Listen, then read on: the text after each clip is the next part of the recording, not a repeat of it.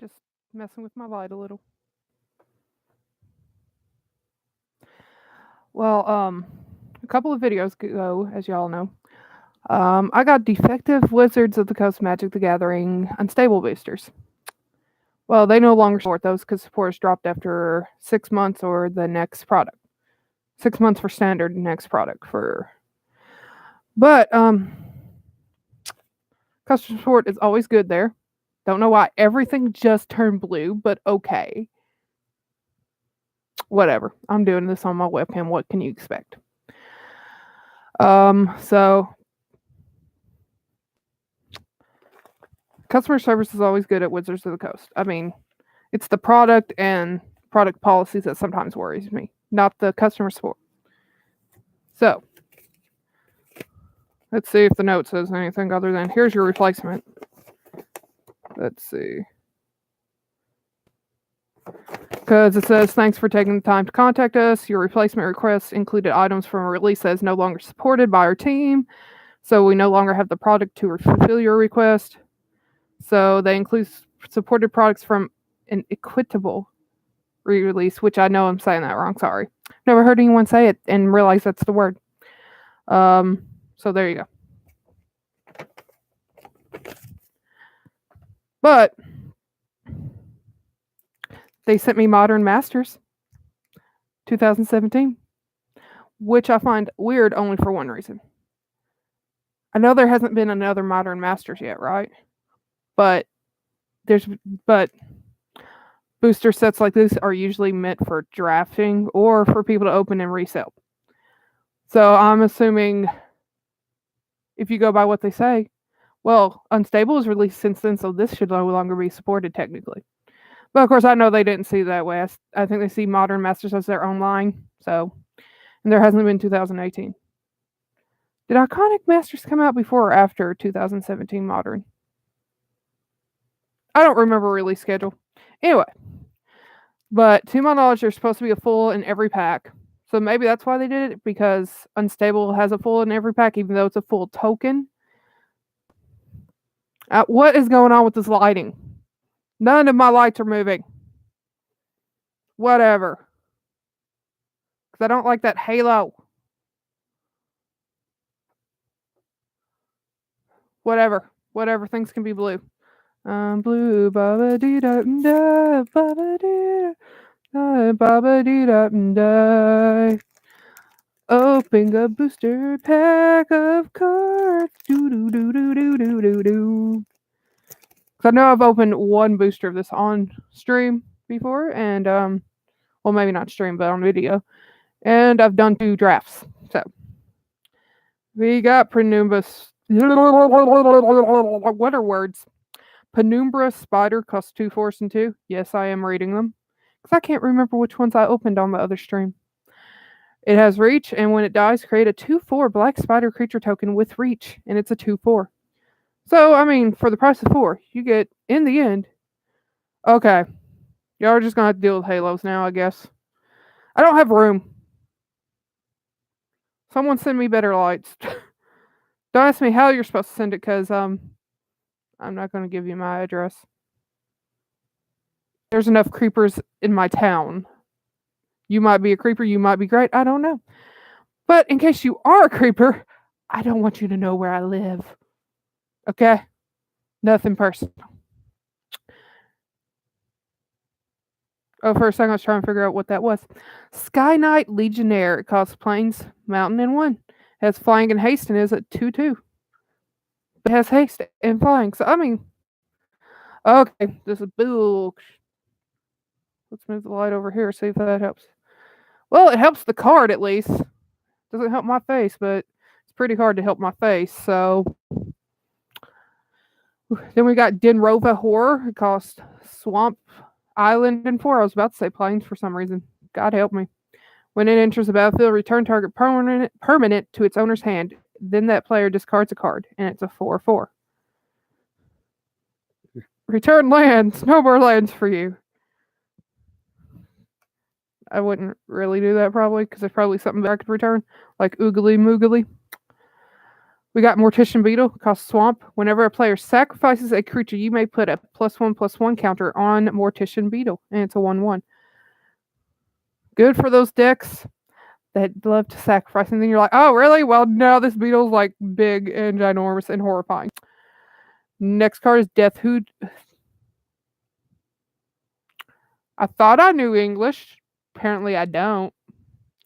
Death Hood Cobra costs Forest and 1.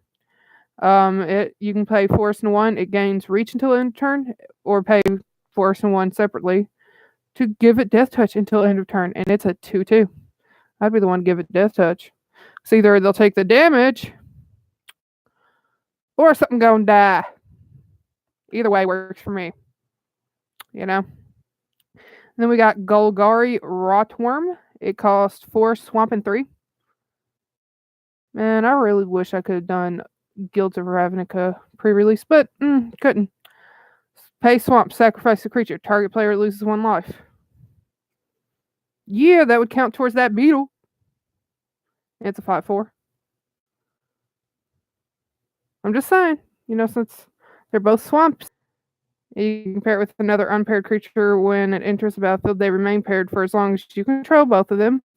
As long as it is paired with another creature, both creatures have first strike, and it's a 2/2.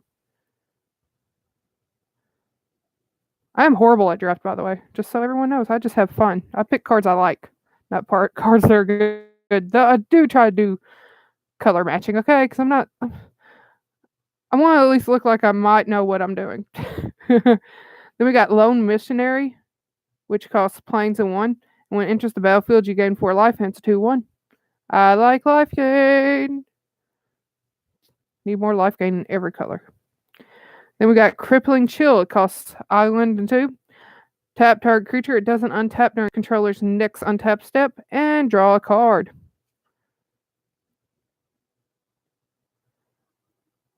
And next card is Dynacharge. It costs Mountain. It's an instant, and target creature you control gets +2/+0 until end of turn.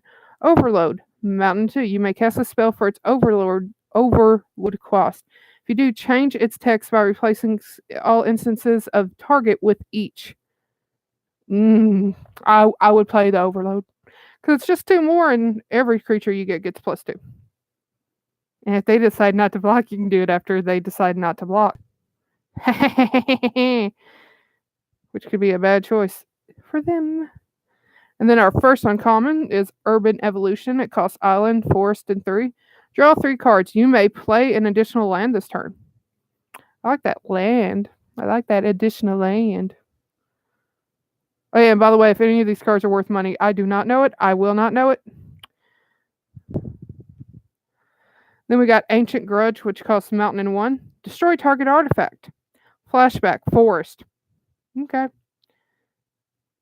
Which means you can play it from your graveyard for the flashback cost and then exile it. And then we got Path to Exile. It costs a plains. Exile target creature. Its controller may search his or her library for a basic land card. Put that card into the battlefield tap, then shuffle his or her library. And our rare for this booster is Extractor Demon. It costs 2 swamps and 4. It has flying, and whenever another creature leaves the battlefield, you may have target player put the top cards of his or her library into his or her graveyard. Unearth, swamp, and 2. You return this card from your graveyard to the battlefield. It gains haste. Exile it at the beginning of the next end step, or if it would leave the battlefield. Unearth only as a sorcery. It's a 5/5. So that's kind of cool. I like it. And then we got, for our full, Traitorous Instinct. It costs Mountain and 3. It's the common. Gain control of target creature until end of turn. Untap that creature. Until the end of turn, it gets +2/+0 and gains haste. Shiny. Ooh. Shiny. I'm from the South. I'm allowed to enjoy my shinies way too much. And then Goblin Token. I wish the tokens were shiny. But part of me is like, I don't care so much about tokens. So, second booster, last booster, however you want to see it.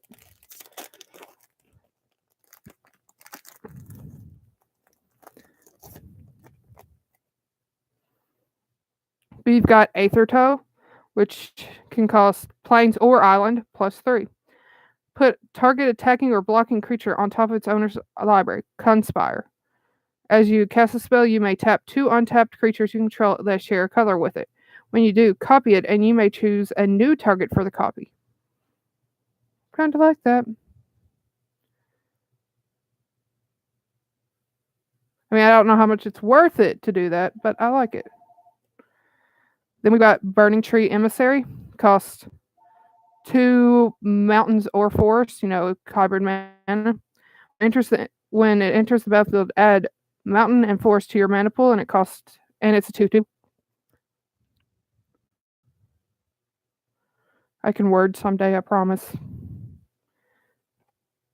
And then we got Magma Jet. It costs mountain and 1. And it deals 2 damage to target creature or player, and scry 2. Then we got Slime Molding. It costs forest and X. Create an XX green ooze creature token. And then we've got Recover. It costs swamp and 2. Return target creature card from your graveyard to your hand and draw a card. Draw the card. And then we've got Scourge Devil. Costs mountain and 4. When it enters the battlefield, creatures you control get +1/+0 until end of turn. And you can unearth it for mountain and 2.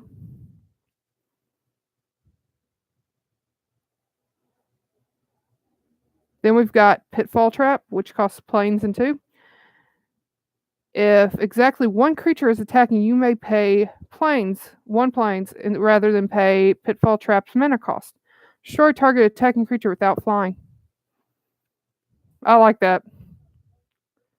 I like that a lot. And then we got Augur of Bolus. It costs island and 1. And when it enters the battlefield, look at the top 3 cards of your library. You may reveal an instant or sorcery card from among them and put it into your hand. Put the rest on the bottom of your library in any order. And it's a 1/3.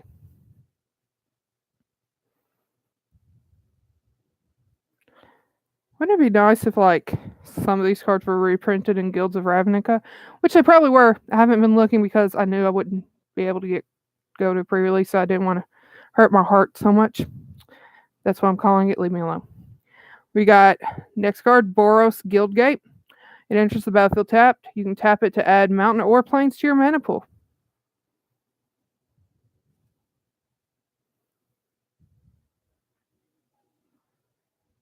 Then we've got Gift of Orzhova.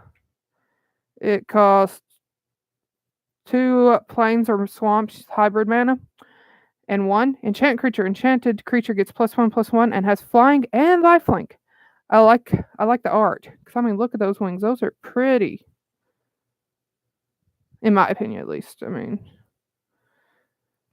Our first uncommon of this pack is Wall of Denial. It costs island, plains, and 1. It has defender, flying, and shroud. It can't be the target of spells or abilities, and it's a 0/8. Dang, I like that one.